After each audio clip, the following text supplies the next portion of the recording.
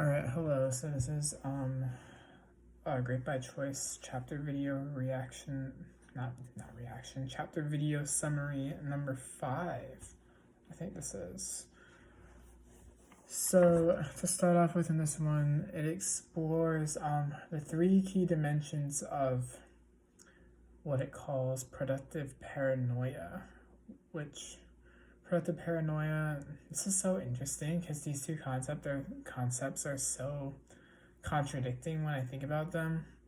Like, you want to be productive, but if you're being productive at the same time, I feel like you're not usually paranoid about it. I feel like you're paranoid if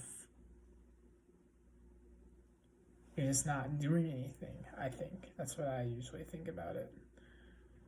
But the 3 aspects it really explores are to build cash reserves and buffers, which are oxygen consists, which is to prepare for unexpected events and bad luck before they happen, which this makes sense as this book has discussed many times.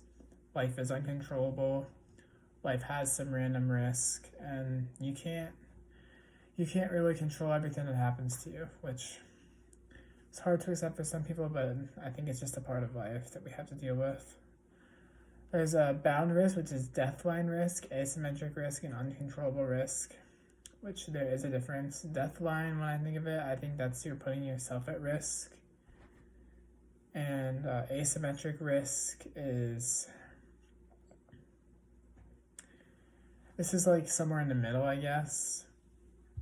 Like, you can't really control it, and you can control it at the same time, so it's hard to say there.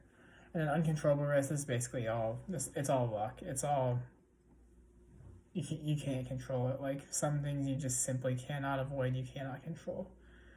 And something really big that 10xers focusing on, according to the book, is to zoom in and zoom out, which is basically creating the conditions that they want, the conditions that they'll succeed and they'll thrive in, and they respond effectively to any form of change that happens around them. So that way they're not putting themselves in bad situations. So basically it all goes back to the concept of adaptation. So basically you can't predict uncontrollable events most of the time. And it's about what you do before the storm hits when you're stressed, not after. Because if you try and do something after, sometimes it can be too late.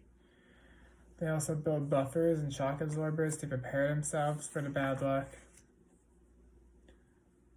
And after that, the chapter basically recaps on things that happens. And the key question of the chapter is regarding the biggest threats and dangers facing your enterprise. How much time before the risk profile changes? Which I think that's basically asking how long are you going to wait before something bad happens or you're put in a risky spot.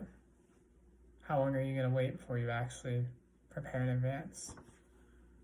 So yeah, that's basically what I got from the chapter. And thank you.